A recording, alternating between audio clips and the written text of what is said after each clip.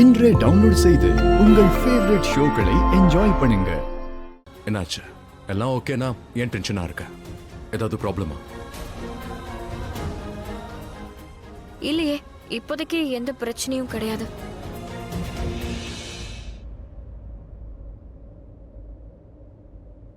எங்க பாரு லட்சுமி, நான் ஒன்னு சொல்லட்டுமா? ஒன்னு, நீ நல்லா கிளியர் கட்டா போய் சொல்ல கத்துக்க. அண்ட் இப்படி நீ போய் சொல்றது எனக்கு தெரியற அளவுக்கு மாட்டிக்காத. உன் முகத்தை பாரு, உன்னோட ஃபேஸ பாரு, உன்னோட கண்ணை பாரு. அது நீ எவ்வளவு டென்ஷன்ல இருக்குன்னு காட்டுது. லக்ஷ்மி, உனக்கு பயங்கரமா வேர்க்குது பாரு. என்னாச்சுன்னு சொல்ல. ரிஷி, எனக்கு கொஞ்ச நேரம் விட. ஒண்ணுமே ஆகாத விஷயத்துக்கு ஏன் இப்படி எல்லாம் பேசிக்கிட்டு இருக்க? சரி, உன்னோட பிரசன்டேஷன் என்ன ரெடி ஆயிடுச்சா? நீ இப்போ பிரசன்டேஷனுக்கு கிளம்பி போகணும்ல? எனக்கு எல்லாம் தெரிஞ்சிருச்சு.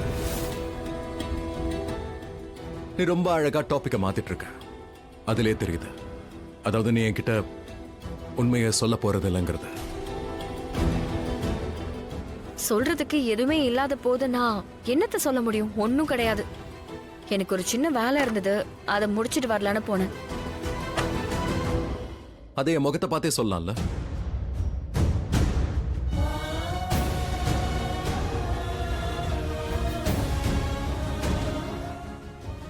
சொல்லு.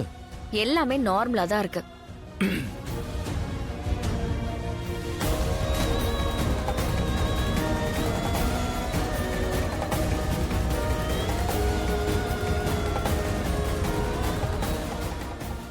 லக்ஷ்மி, ஐ நோ நீ ஏதோ ஒரு உண்மையை மறைக்கிற.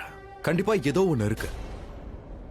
எங்க பாரு, ஆனா ஒரு விஷயத்த கிளியரா சொல்லிடுறேன். நான் எப்போ உனக்கு துணையா இருப்பேன். விஷயம் சின்னதா இருக்கலாம், பெருசா இருக்கலாம். நீ எப்படி எனக்கு சப்போர்ட்டிவா இருக்கியோ அதே மாதிரி நானும் எப்பவும் உனக்கு சப்போர்ட்டிவா இருப்பேன். அது மட்டும் இல்ல, உன் கையை பிடிச்சுப்பேன். அதை நான் விடவே மாட்டேன்.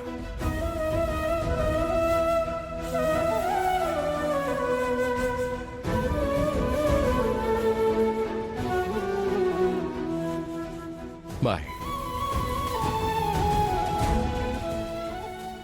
ஐ கேன் சென்ஸ் லக்ஷ்மி, என்னமோ நடந்திருக்கு. ரொம்ப பெருசா நடந்திருக்கு. பாத்தீங்களா அண்ணி, ஏதோ ஒரு விஷயத்த லக்ஷ்மி நம்ம கிட்ட இருந்து மறைக்கிறா. ஏதோ பெரிய விஷயம். ஆனா ஒண்ணு நிச்சயம், இவ சித்தி வீட்டுக்கு ஒண்ணும் போகல. அங்க போயிருந்தா நமக்கு தெரிஞ்சிருக்கும். ஐ நோ, அவ நம்மள அவாய்ட் பண்ணிட்டு போனா இல்லையா? அப்பவே ஏதோ பெருசா நடக்க போகுதுன்னு எனக்கு தெரியுது. இப்ப நேரா ரிஷி கிட்ட போவா. ரிஷி,